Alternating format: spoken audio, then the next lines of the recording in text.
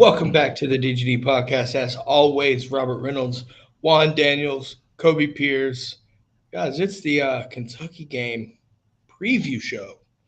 With that being said, first off, I want to go ahead and get this out of the way. The show is brought to you by our friends over at BetUS.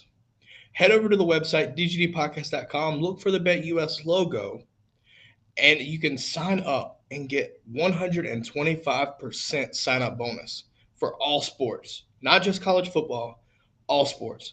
Check them out. Go to like I said, go to dgdpodcast.com. Look for that logo down. Scroll down a little bit. Look for the logo. Click on it. You can sign up today. Hey, listen. I mean, if you want to make money, that's how you do it. Why not? Right? Especially when we do our picks. Just gonna leave that there. You might not want to take my note for it. Right? You might not want to do that. You might want to take the brigade or Juan for that matter, which we'll talk about in just a little bit as well. Kobe laughing over here. We got some problems to discuss apparently, but neither here nor there. You either die a hero or you live long enough to be the villain. Apparently, I was the villain. I guess I don't know what to tell you. Uh, but with that being said, obviously coming off of the Mississippi State victories this past Saturday, now we're looking to Kentucky, more of a traditional style team, if you will. And I think this is probably something that the Georgia as a whole is probably looking forward to, right? It's not your unique style offense and defense. So you're more of a traditional. I think long story short, and we're going to we'll go in depth here, but I think Georgia's about to just steamroll Kentucky in Lexington. It's just my thoughts early. Juan, Kobe, what are y'all's thoughts on this game Saturday? I saw something that just talked about how excited the players are for this game is, and that's because it's a pro style offense that they're going to be playing. So for those guys that are looking to go to the NFL or looking to understand schemes and different things, it's going to be a perfect opportunity for them to shine. I think that they're just going to absolutely just roll over Kentucky. Again, Georgia's now making statements each and every game. They don't want to leave any doubt, especially with this new, where they ranked number one for 3 weeks in a row with the college football playoffs. They don't want to have any room for error, any room for anybody questioning what they're doing. So the only way to do that is just to go out and stomp teams each and every week. Yeah, I think that this was a game that may have been circled on some people's preseason, schedules of this could be the game for the East. This could be, the game, before the year started. Everybody's all high on Will Levis. There's always a quarterback every year that the media kind of like latches on to and tries to push up in the rankings. But, they're just not that good. They've been bad, midway through the year. And now they're even showing that like Kentucky hasn't even gotten better. If anything, they're getting a little worse. So, pro style offense does not bode well against our defense because that's just what those guys are used to looking at. If you can't throw wrinkles and things, we're just too good to just try to beat straight up that way. So I'm sure a lot of the guys are excited. Not as much tempo as the past 2 weeks, not as much, throwing those quick hitters and chasing guys around the yard. It's going to be a little bit more lineup, try to run the ball at us, try to throw the ball off play action. JOGG says probably a good napping game for the granny. Never sleep on Georgia. Never sleep during a Georgia game. All right. Bad grandma. Bad. Now, so under Stoops, Kobe, you've experienced this game under Stoops, right? With a Kentucky team led by Mark Stoops. They have a physical brand of football. The score shows one thing. The physicality is another thing. That they're a very physical football team, right?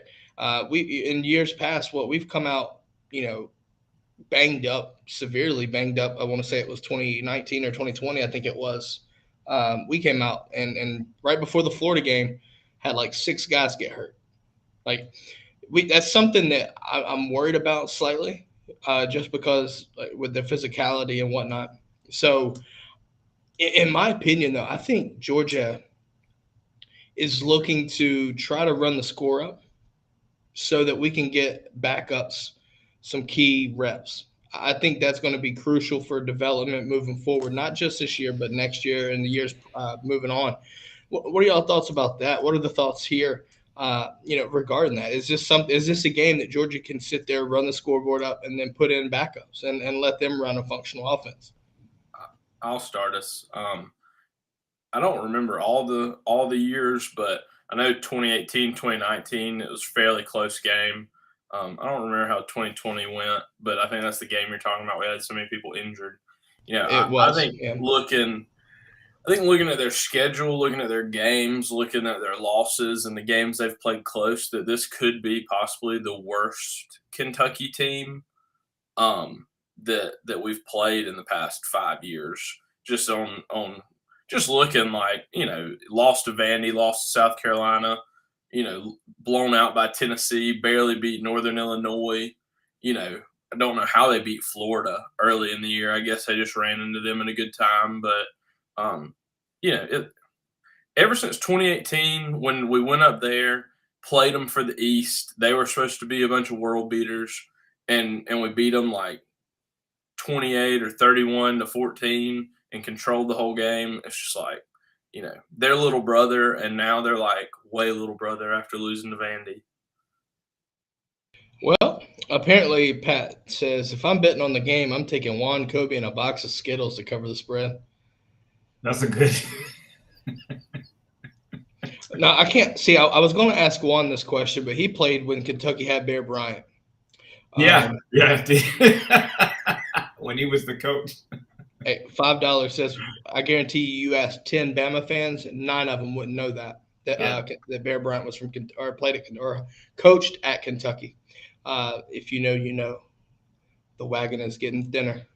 But anyways, I'm looking at it this way. I'm curious to see what Will Levis can do against his defense. I think that's my main matchup that I'm curious to see, because offensively, if you remember last year, they did try to throw some wrinkles out there.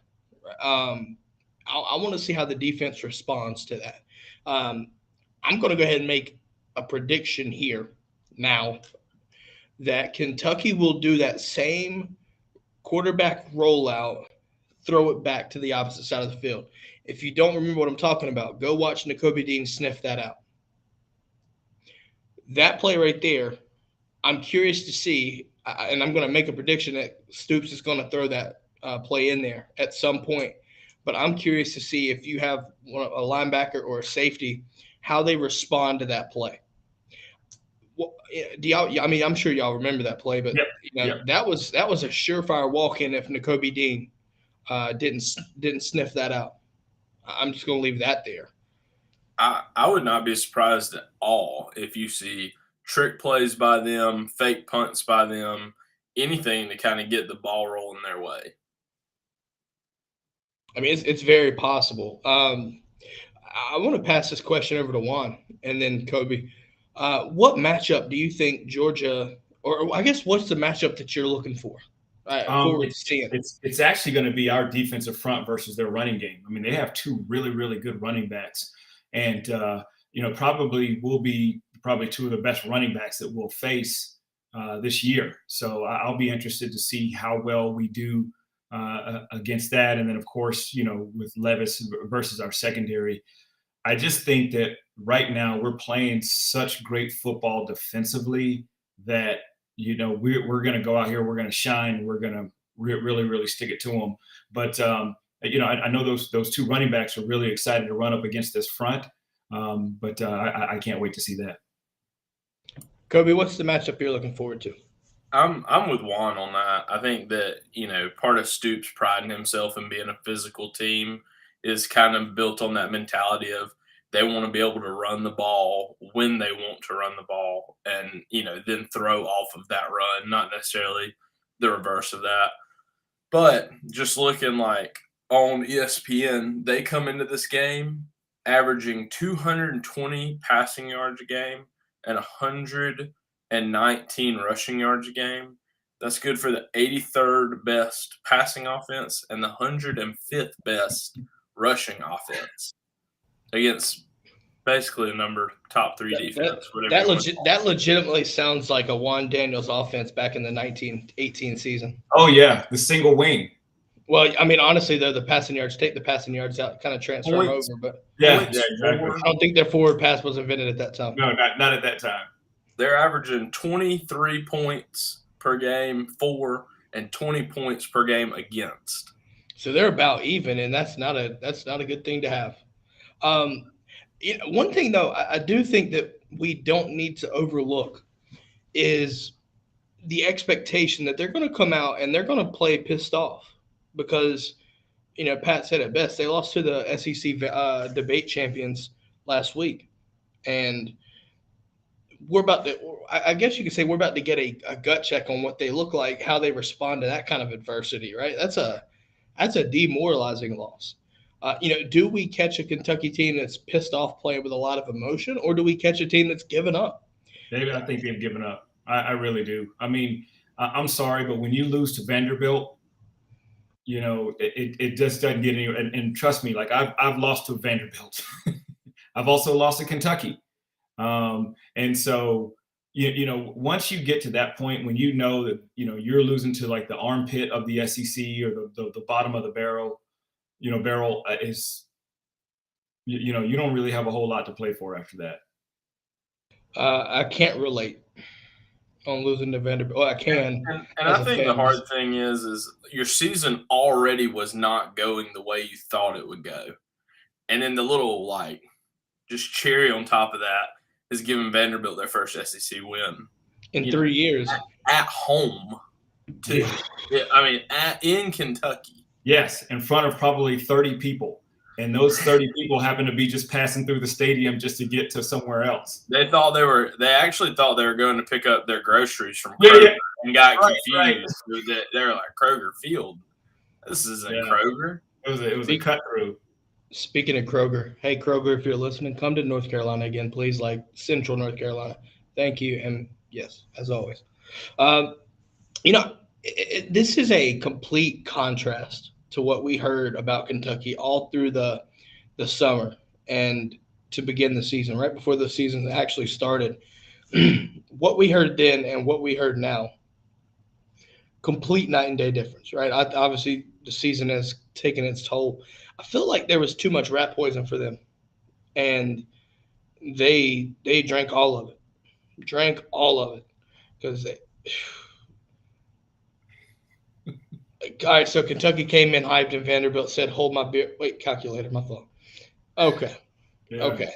Yeah, I actually, because I think at the beginning of the season, I had Kentucky picked to finish second in the SEC East. And then just a few minutes ago, I've decided that I think it's going to be Tennessee that's going to finish second in the SEC East. Well, again, you fall into that Bama thing that everybody did this offseason. On paper, Kentucky is a really, really good football team. They got 2 really good running backs. They have a really talented quarterback. They have a big and physical offensive line. I mean, they should be winning football games. But everybody loves Mark Stoops so much. But in your 9th year or whatever he's been at Kentucky now, it's like you shouldn't be losing the games he's losing this year with the team he has. That just is not winning football. It's one of those things where everybody focuses on the offense, but nobody wants to talk about that defense. And I can't say that I want to speak on that defense either. I'm looking at that as a potential nightmare scenario for Kentucky. You have an offense that, Georgia is being efficient. However, the turnover bug has hit us, right? I'm not necessarily if we're going back to Mississippi State, I'm not worried about the 2 picks. I think if you look at those picks, they're kind of fluky, both of them, right? They're picks, but it's something that I'm not going to be worried about. What I'm worried about and what I don't want to see, and I'm sure all of you can relate here, putting the ball on the ground when you're trying to run the ball, fumbling the ball. And that's something you just can't have, right? If a defender makes a play and gets an interception, that's one thing, right? But if you drop the ball, that's on you 100%. Like, there's no question about that. So yeah, what's kind of plagued us a little bit, going back to that Tennessee game and then the games thereafter, we've had a turnover in each and every game, our last 3 games. So that's just something that we need to kind of fix, get that taken care of. And then just, kind of go from there. But if those are little bitty things that we need to clean up, that, if we're playing a good team, we can't afford to have those turnovers. Pat says Stevie Wonder said they look great this year. So my question is, did he say that they played lights out? That's a good question there. Just going to leave that there for you. Hopefully it lets everything settle in. I think this is a game, though, guys, that the offense will be extremely efficient.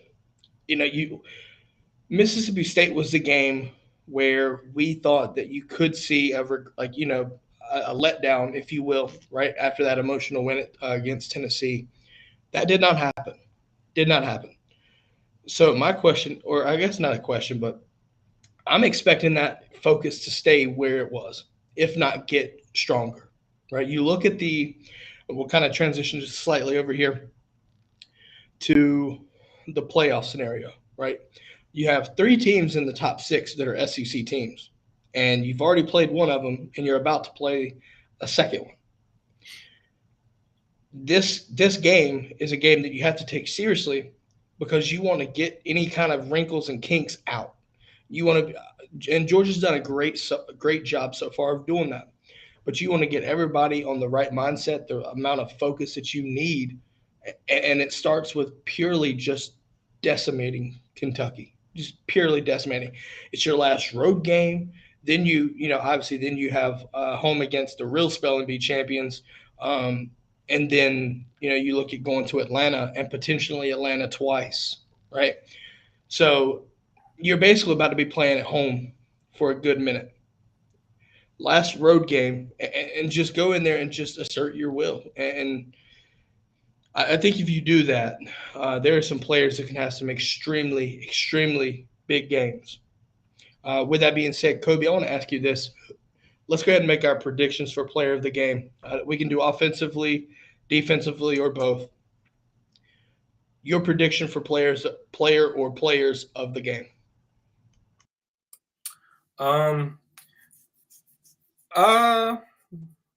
Let's go with Brock Bowers going to have another big game. I think Coach is really, I know Coach Smart doesn't really push awards, but I think that at some point in the offseason, he knows Bowers should have won the Mackey last year.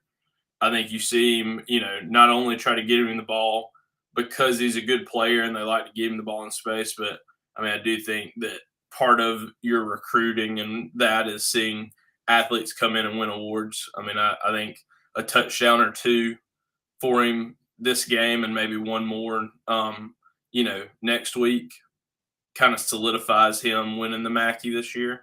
So I think you see Bowers kind of get involved a lot more. As far as the defense, I think your D, like we talked about, your D line's going to have a big game. Jalen Carter probably, especially, is going to be getting double teamed, probably even chipped with a running back on occasion. So you're probably looking at like Warren Brinson, Zion Logue, somebody like that to have a big game, kind of stopping the run and keeping those linebackers free to be able to scrape over the top.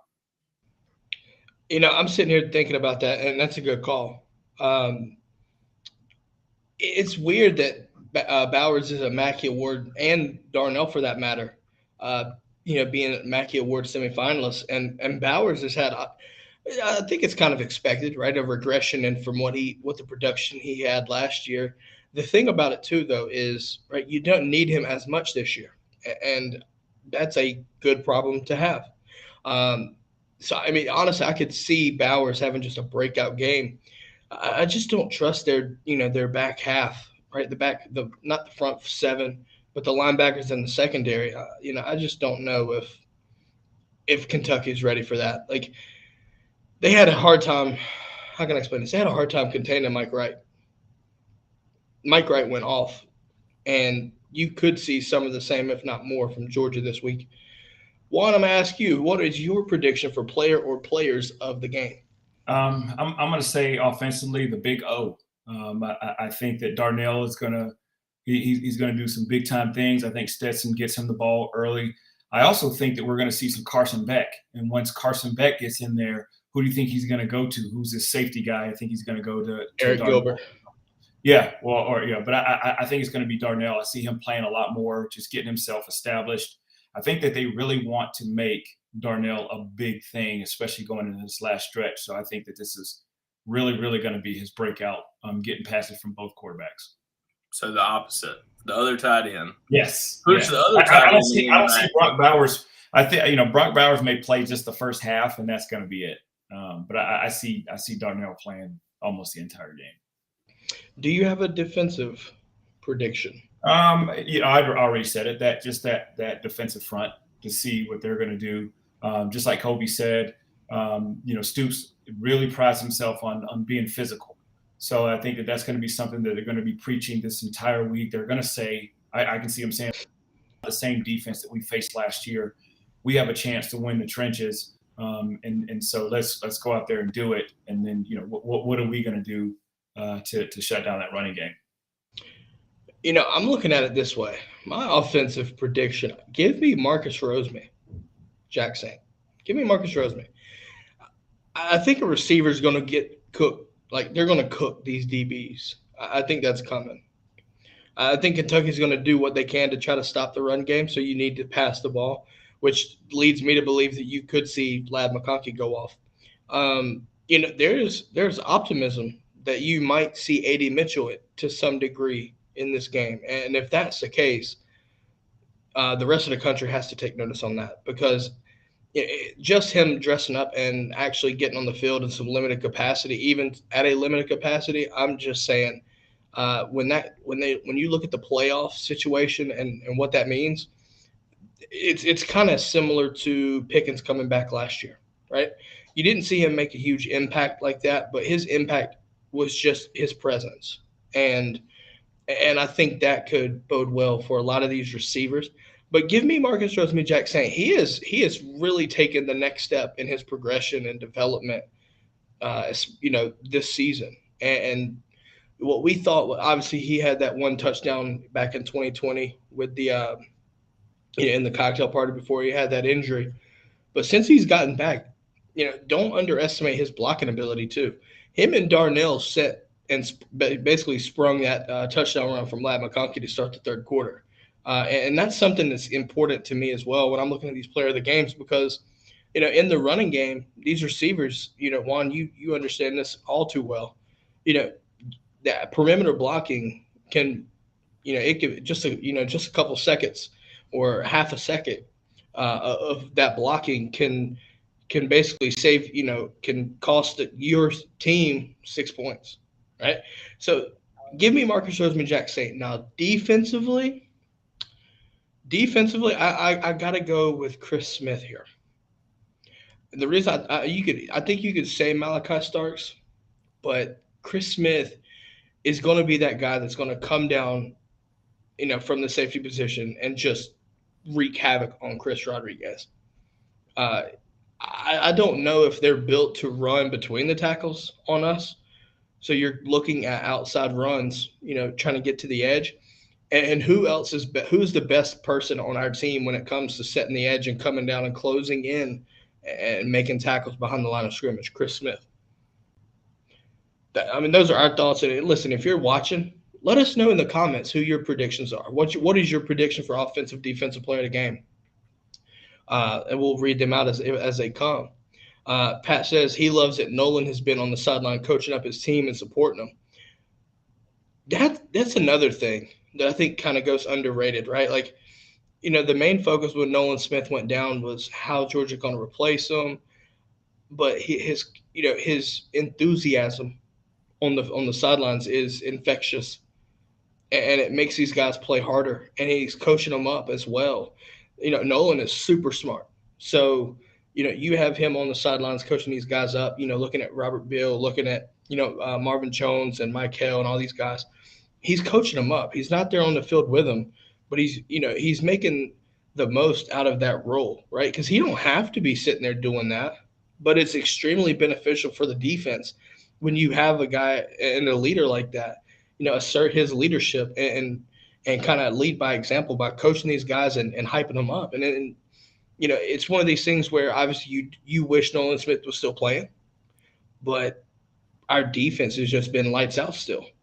So, Pat brings up that good point, and I think that's 100% accurate. I mean, I think we should all appreciate that because in today's world, it hasn't happened to Georgia just yet. But if you've looked around the NFL, NCAA, just down in Gainesville, there's a couple people already saying that they're entering the portal, right? And there's still 2-3 weeks left to play.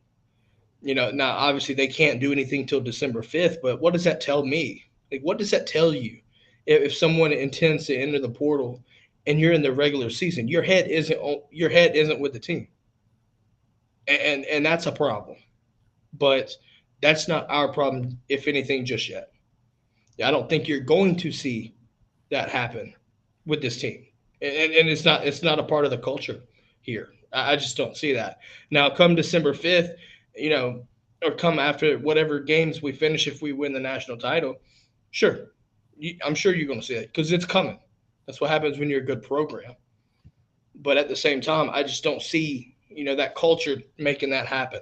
What are your thoughts on that? By the way, what I want to hear. You won't see a lot of names in it on the 5th for exactly what you said. The culture and you're good at some point. You're not gonna put your name out in the hat and risk not being a part of a SEC championship, national championship team. You'll see a lot of our guys ride it out. I don't know if you can, what the span of time you can put your name in it now is, but I would say you will see a lot of our guys ride out through the spring. Even the ones that are in question of possibly leaving, and I wouldn't even know where to start with that list. I would think if anything, it's after the spring game, kind of similar to what we're used to seeing. Yeah, when you look at what Georgia has become and where our standards are, especially when you're there, right? Like it just, to me, it doesn't make sense. I understand for kids that maybe aren't playing at all, or just I guess I could get that, right? But for anybody with any kind of impact on the team, right? Whether you're a 2 or even a 3, with how much we rotate, to me it just doesn't make sense that I would expect that to happen at all. Juan, do you have anything to comment on that too? I mean, where in college football is the grass greener? And so my only 2 words that I would have to say is Jermaine Burton. That's it. I mean, he went from a national championship team to not only not playing in the SEC championship, but not having an opportunity to win a national championship, thinking that the grass was greener. Oh, they've got a better quarterback. They've got a better system. They're throwing the ball all over the place. And his numbers are down. Just his numbers in general are down. Yeah. I mean, it's wild to believe that. You look at guys like this is why I think it's going to be interesting to see. And I ain't going to harp on this too much, right? Just because I feel like you could literally do a whole series on the portal and all this other stuff. But if a Georgia player is listening to this, keep in mind, to do your research, because looks can be deceiving. So it's that simple. Listen, NFL scouts are looking at Georgia, whether you're getting reps like that or not. Your stats may not necessarily matter as much when NFL scouts are looking at Georgia, because they understand when they understand what Georgia's about. Complementary football. Listen, George Pickens went 2nd round, right? We knew he was an incredible out of high school, but his stats, right? His stats weren't there, and he still went 2nd round, right? You know what I mean? And Jordan Davis didn't have the sack numbers, right? Trayvon Walker didn't have the sack numbers. Hell, they didn't even lead the team in sacks. Robert Bill led the team in sacks, but you had 5 first-rounders get drafted, right? It's not all about stats. What he was looking at. Mechie's gone. Jamison Williamson is gone. The backups for the national championship played so poorly that he thought, man, I can go there. Some of those transferred. Yeah, exactly. I mean, you had a Jai Hall. Yeah, it was just a wild situation. Yeah. I can go there and be a star. But I guess he's in a world on his own. I mean, I still think the portal is great for some of those guys, especially with COVID still being a thing of you're older, you've played some, you've had some kind of role here. You've won a national championship. Now you may have won 2. Like at some point, like Look at Jalen Matt Johnson. Landers. Matt Landers. Jalen Johnson, he's wide receiver 1 at ECU. Yep. Matt Landers is probably wide receiver 1 or 2 at Arkansas now. Amir Speed's a starting corner at Michigan State. Latavius Breeny's gone and somewhere else. We just have guys that kind of you've been here and you can take that culture with you to other places. But I agree. A day-in starter isn't going anywhere. You're looking at like somebody that's on the cusp of like has played some but doesn't look forward into playing a lot more than what they're currently playing.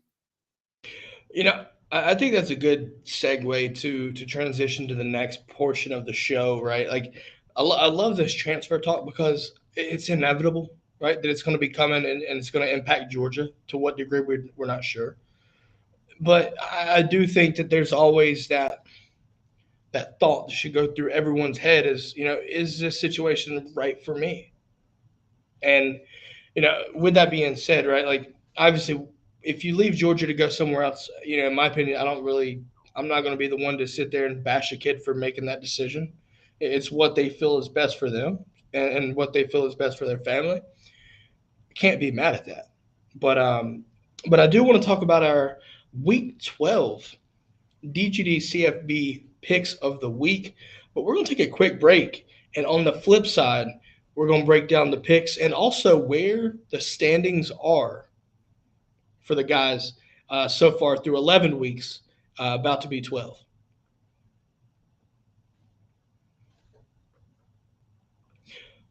All right, guys, welcome back. And with that being said, let's jump right into it. Week 11 saw some interesting situations, right? We talked about this Kentucky losing to Vanderbilt. There was Oregon taking an L to UCLA Washington. Arizona. Yeah, Pac-12. That was even more shocking than Oregon. Yeah, the Oregon game. Yeah, no, there's no doubt about that. But with that being said, here are your standings through 11 weeks. Going up top still, Juan Daniels going 7-3 last week, 77-33. He's throwing up a number 1 sign, guys, if you don't know. But 77-33 on the season, obviously in first place with a 70% hit to the season. 1 pick behind him, so don't mess this up, Juan, but the Brigade is right on your heels. They also went 7-3, so they're at 76-34 on the season, 69% clip.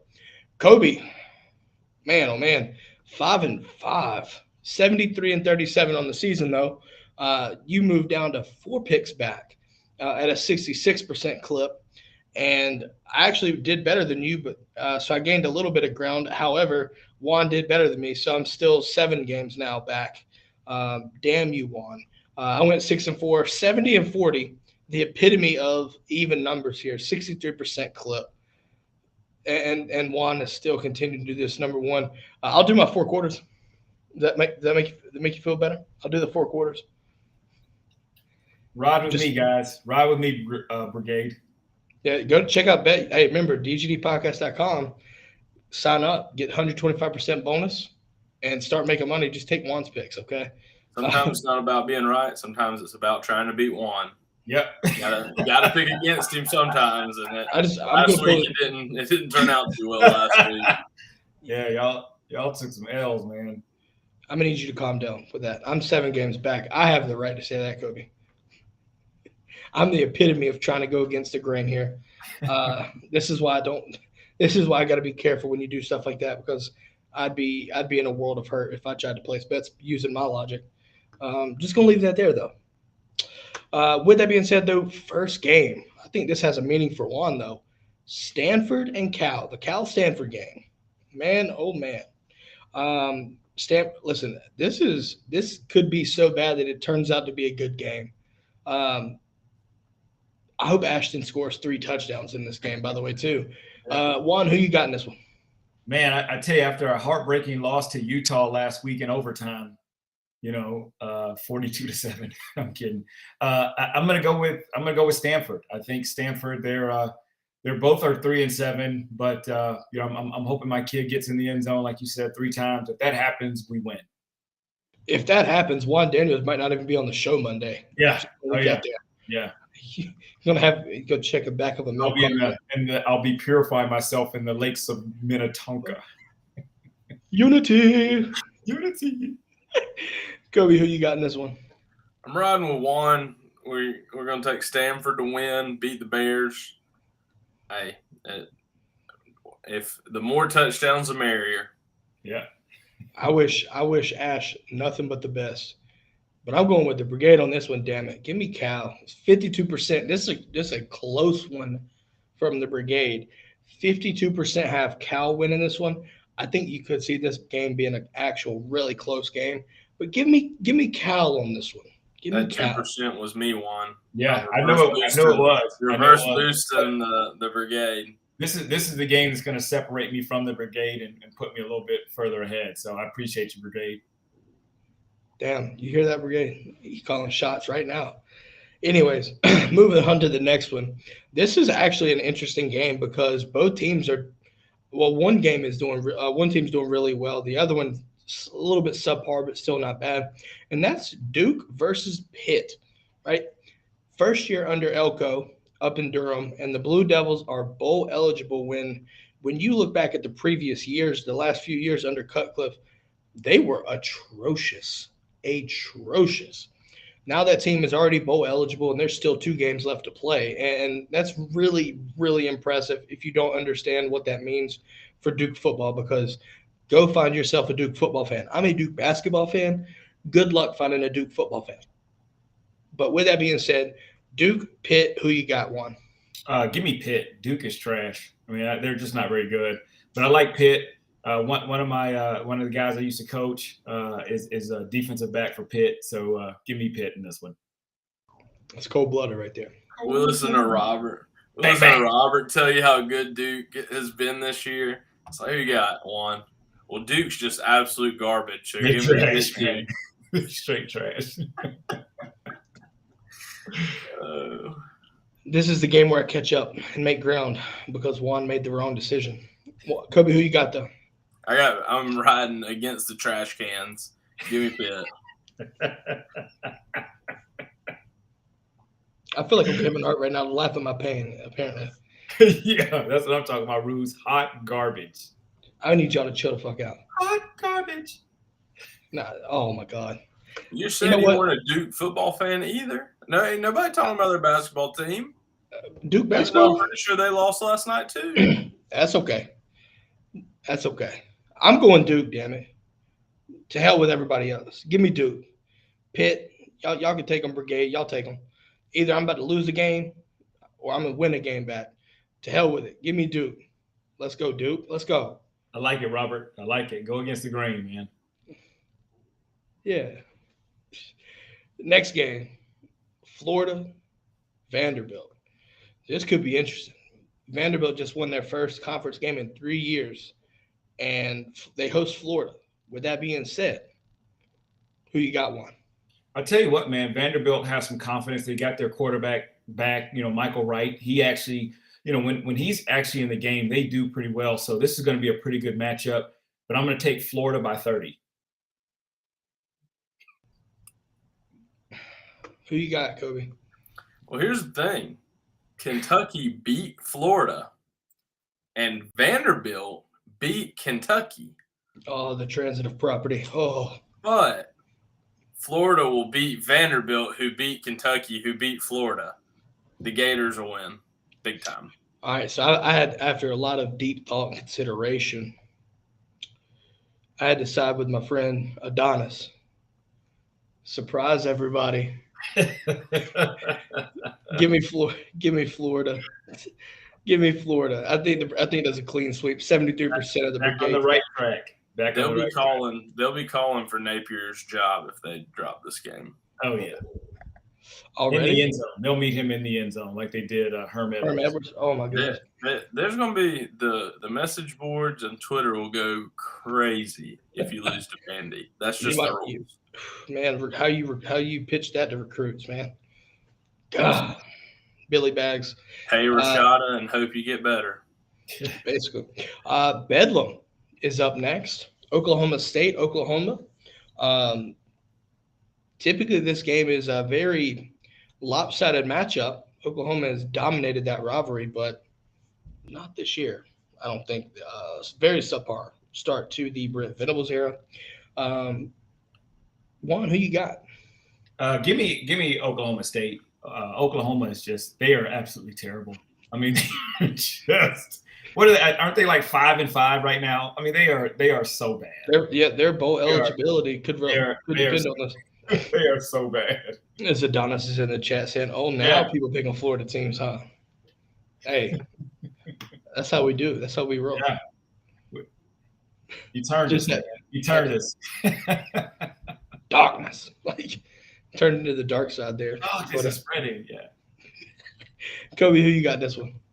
Yeah, I'm going Oklahoma State as well. I think that Oklahoma just has not looked good this year. I mean, 5-5 obviously just isn't a good look. They're in the first year of a new head coach, former defense coordinator. Everybody knows from Clemson, but they have not looked good defensively, which has to be concerning some people over at Oklahoma. But they'll lose this week, and bowl eligibility could be in danger. I mean, yeah, it's one of those things where you didn't see that coming, right? I didn't see Oklahoma being this bad so fast, even though we knew they got depleted like Afghanistan, right? They just bombed out and depleted after Lincoln Riley left in the middle of the night. Well, I think that it'd have been one thing if the offense would have taken a big step back, but it's really been the defense that's taken the bigger step back, I think, just watching them. Honestly, I'm curious to see if that's just because of the difference in scheme. Because if you look back, like Oklahoma with Lincoln Riley was a non-defensive team. And now you're changing the identity of that team and the program to a defensive-minded, program. So I think there's going to be some drastic change there, right? That's why I think you're seeing the recruiting perhaps change to more defensive focus with some offense blended in. Yeah, oh my God, does I see a fang right there? Stop smiling. I see him growing. Ching. I will drink your blood. Oh my gosh, in Brooklyn, vampire. Just let this happen here. I'm going Oklahoma State with this one. Even in Norman, I don't think it matters. And the Brigade has 78% thinking the same. Moving back into the SEC, though, Ole Miss, Arkansas. Ole Miss and Arkansas. Juan, who you got in that one? Ole Miss, had that heartbreaker to Alabama. They should have won that game. Arkansas is actually playing some pretty good football, even though they don't have Jefferson. And I think that this will be a little bit closer than most people think. So give me Ole Miss by like 35. Kobe, who you got? Ole Miss had, correct me if I'm wrong, Juan, I don't remember exactly, but Ole Miss had their first 10-win season in school history last year, if I remember right. I mean, I think they still have a lot, in front of them. You win this game, you're right there at 10-2 at the end of the season. Probably going to play possibly in a New Year's Six Bowl. Maybe you're going to be like right on the edge of it. But I mean, you're looking at what could still be your first 11-win season in school history. I know that last week is deflating. You look back and there were some times that I think that game could have gone your way, but it just still hasn't yet. But don't think that 11 wins is beneath you if you're Ole Miss. And I'm looking at it this way. From this game, both teams coming off of losses. I just think that Ole Miss is is too problematic for Arkansas, especially if KJ Jefferson does not play and start for Arkansas. It might not even be close. With that being said, I just don't know if KJ starts. So give me Ole Miss in this one. 95% think the Brigade, or 95% of the Brigade think Ole Miss will win. Or sorry, I guess it's Mississippi State or Arkansas. Sorry, wrong logo. Yay me. Hooray technology. Anyways, A week early on the Egg Bowl. It's okay. Yeah. absolutely. Apps out fucking standing. Give producer of the award. Yeah, there you go. Tennessee, South Carolina, in Willie B. Juan, who you got in this one?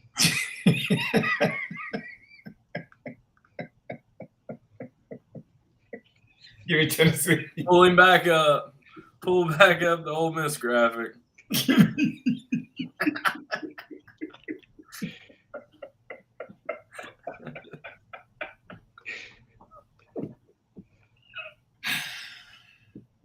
Man, with friends like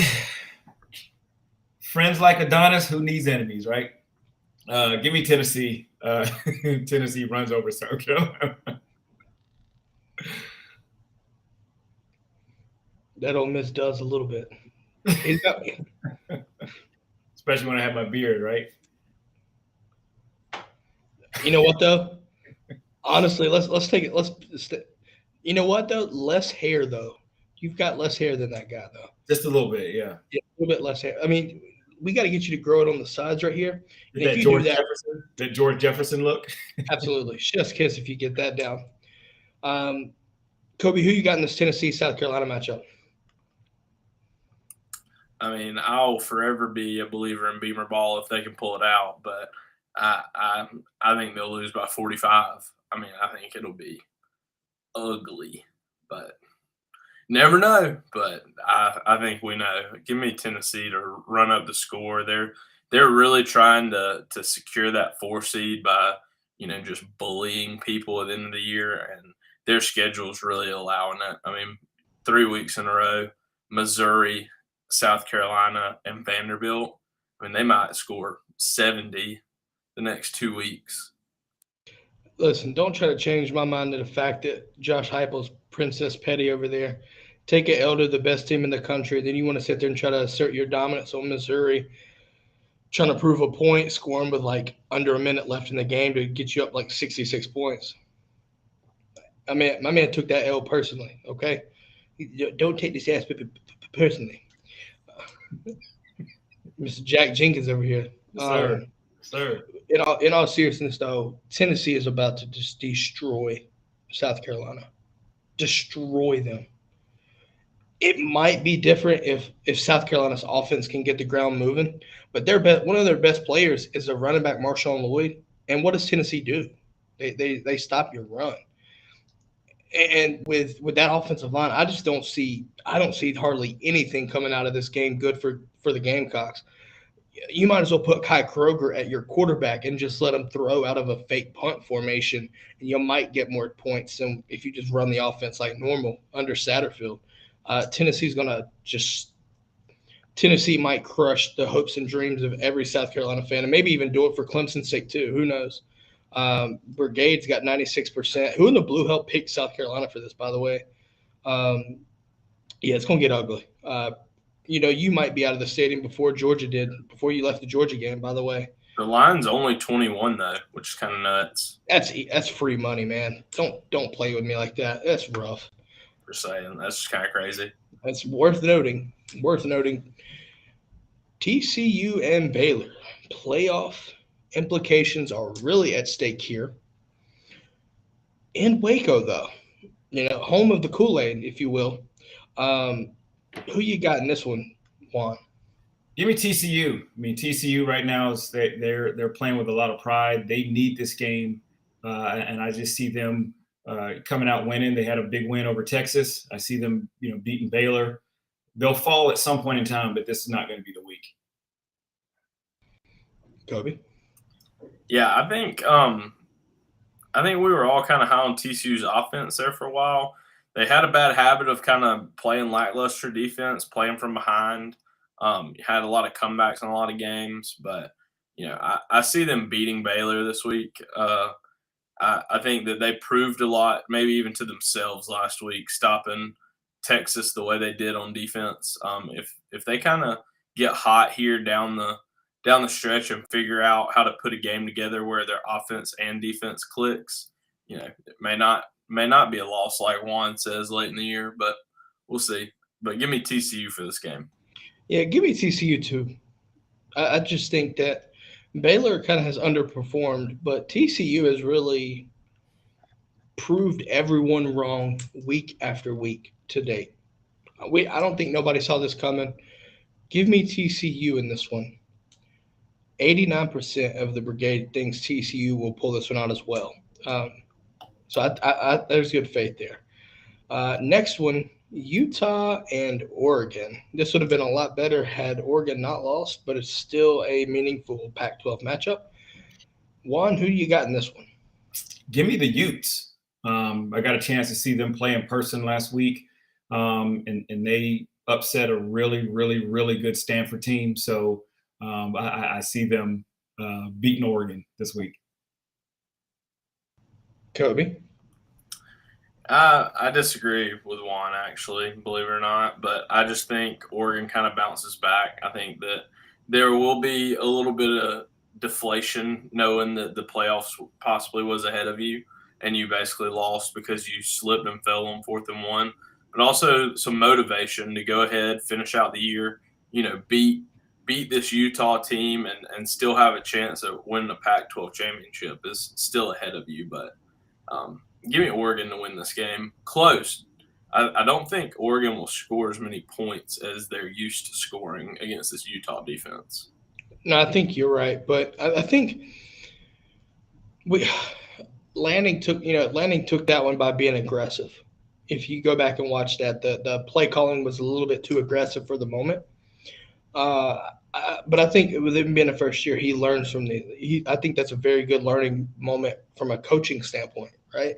I think Alton is going to be rocking for this. I've got Oregon as well.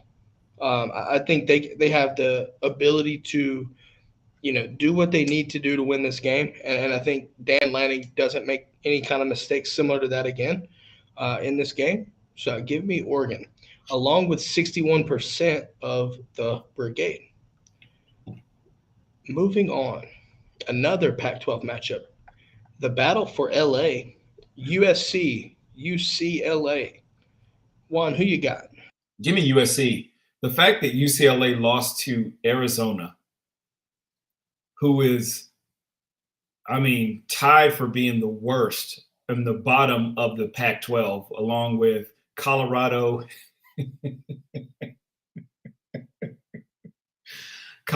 Stanford, and Cal. I just don't see UCLA pulling the upset on this one. Not even in the packed crowd of 75? Yeah. I tell you, it'll be the emptiest stadium, probably this week.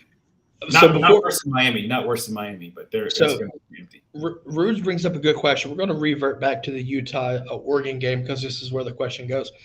Is there a way Oregon makes the playoffs? No. I don't think so. Not even close. Don't think so. Now, I just don't see a 2-loss conference champion from the Pac-12 making it. Right? I don't think they want a two-loss team in general. Alabama gets in before 2-loss Oregon gets in. And that should be a negative ghost rider anyway. I don't trust them being an 8, man. They don't deserve to be 8. I'm just saying that if we're talking about a way for Oregon to get there, Tennessee would have to lose either to Vanderbilt or Kentucky, South Carolina, or South Carolina. Okay, South Carolina. Tennessee, South Carolina, or Vanderbilt. They got to lose one of those games for sure. Utah. They could also lose the SEC championship. Oh wait, never mind. Yeah, but TCU would have to lose. It's just impossible. LSU would have to drop it to Texas A&M and to us. Bama would have to lose probably to Auburn. USC would probably have to lose the another ACC one. champion will probably go before. Well, not probably. They would easily go before them. It's just impossible. Heck, you would almost have an Ohio State or a Michigan that's going to go in front of them. So it's just mathematically. Well, I expect the loser of Ohio State and Michigan to be one of the like 5 or 6 there too. I mean, yeah. So to answer your follow-up question, Roots, I don't think any amount of chaos would get them in. Mm-hmm. Just don't see it.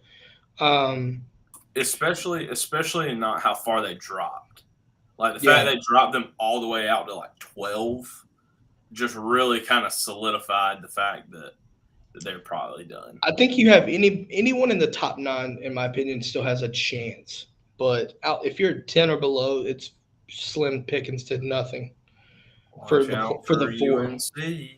No, I mean, okay, but even then they're at 13 right now, so you would have to do some significant jumps to do that.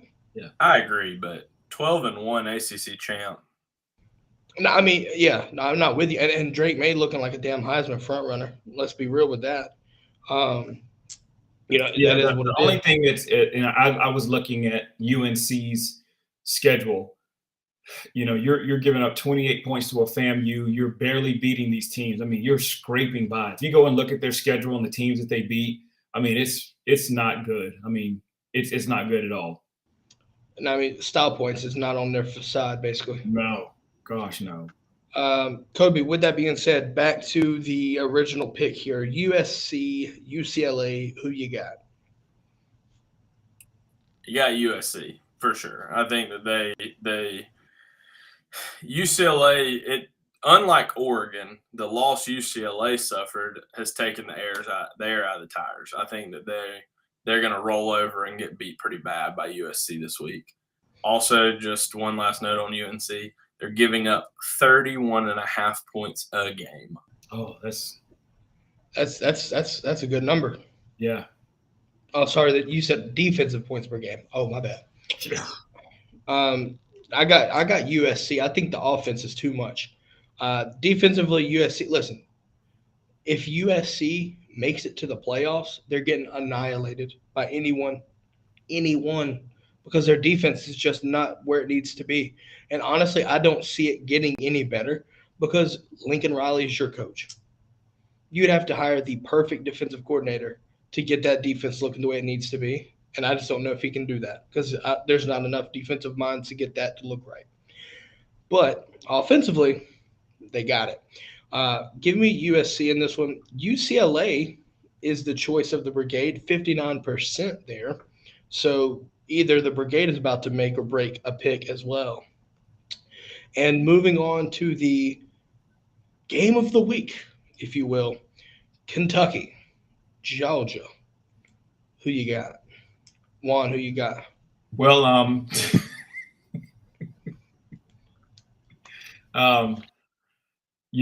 is going to be a physical game. We talked about it before. It's going to be definitely going to be a physical game. I think it's going to be a lot closer than people think it's going to be. I mean, there's going to be, some high emotion for Kentucky. This is basically their national championship. So it's going to be a close game. It's going to be, back and forth. My final score I think it's 45-10. You heard Colonel Juan right there. Just saying that right there. Look at that. At your service. Kobe, who you got in this game? I'm with Juan. I mean, it's going to be high emotion. I think Kentucky, some of their players are going to be pissed off they lost that game to Vanderbilt, but it just isn't enough at some point. Looking back, though, like from the past years under Kirby, you've only scored more than 40 once against the Wildcats. I think that changes again this year. I think you're back, to scoring 45 or 48. Don't be surprised, though, like even last year, it was only 14-6 or something at halftime. Expected to be kind of close early. We haven't. Oh my goodness, YouTube folks are getting in. They're in for it right now. But Adonis is letting us know. Apparently, the chat on YouTube got hacked by the same people who leaked Seth's number. Damn Vol fans, get out of here. I've got Georgia winning this convincingly. There's no question about it. I've got Georgia winning 41-13. I think what happens is this. I think you see the ball getting moved enough to score a couple field goals, and then I think you see a very last garbage minute or garbage time touchdown with like a couple minutes left to get it 13. But Georgia rolls extremely easy at this point. I think Georgia's on a different level of focus, and that's what we need. At least that's my thought right there. Apparently, that chat comment, Pat says that was Georgia defense on the comment there, just get it going on. Listen, this is a game where Georgia should not lose, and at this point, if Georgia loses in the season, there's going to be some shit happening, and I don't know if people are ready for it. It just won't make sense. But yeah, those are our predictions. Also, if you're listening, if you're watching, let us know your score prediction in the comments as well. All right, so Pat's letting everybody know, which one of you uneducated backwoods hillbilly moonshiners pick Kentucky. Oh yeah, so let's go back to the graphic here. 94% of the brigade have Georgia over Kentucky. So Pat, that was Adonis. Adonis did it. You Florida loving closet fan. He's got a love for Florida and Kentucky. He thinks he's slick, man. But he needs Kentucky to beat us because Kentucky beat his precious Florida Gators. And that's right. That's right. That's his right. last hope. Yeah. It's all coming out. It's all coming out now. Surprise, everybody. Yeah. We got him. This is the only time you'll see all three of us actively going after someone in the brigade. Yes. This is the moment. This is that moment. He's the JOWG hops in. Oh my stars! Was that a dirty comment? How disappointing. Yeah. Let's just leave the YouTube comments there. That should be gone for now. Thinking of a master plan. Thinking of a master plan. Yes, sir. Shit. All you can do is hope and pray at this point. Hope and pray for bowl eligibility at that point, by the way, while you're at it. With that being said, though, those are your picks of the week. A lot of ground to be made or given up. Juan, can you stay on top for another week? I will, man. I'm the Georgia Bulldog of the picks. So shit, you better watch out. Black Adonis gonna come steal him in the middle of the night. He gonna be. See, we have Wanta Claus, but Black Adonis might be the Friday after next Santa Claus.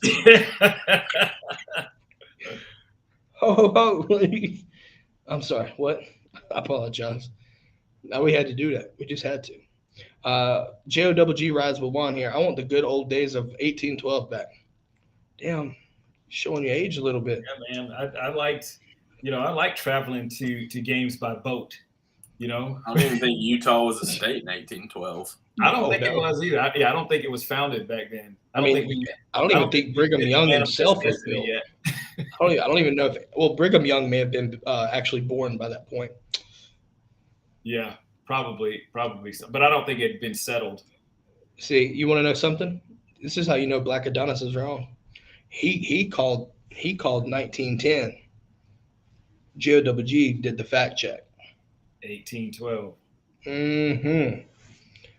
Get your facts right. If I look around the house, I think I have a drawing of me back then too. So the actual Mona Lisa. We didn't have pictures, so I had to sit for a drawing. Paint me like one of your French girls. Yeah. Oh God. Anyways, I think that's enough for the day. I was about to say, and on that, we'll see y'all later. Yeah. Make sure to follow. The drawing is not on a. It's got me doing the little hieroglyphic thing like this. Got him with a spear and a woolly mammoth. Yeah. Oh man.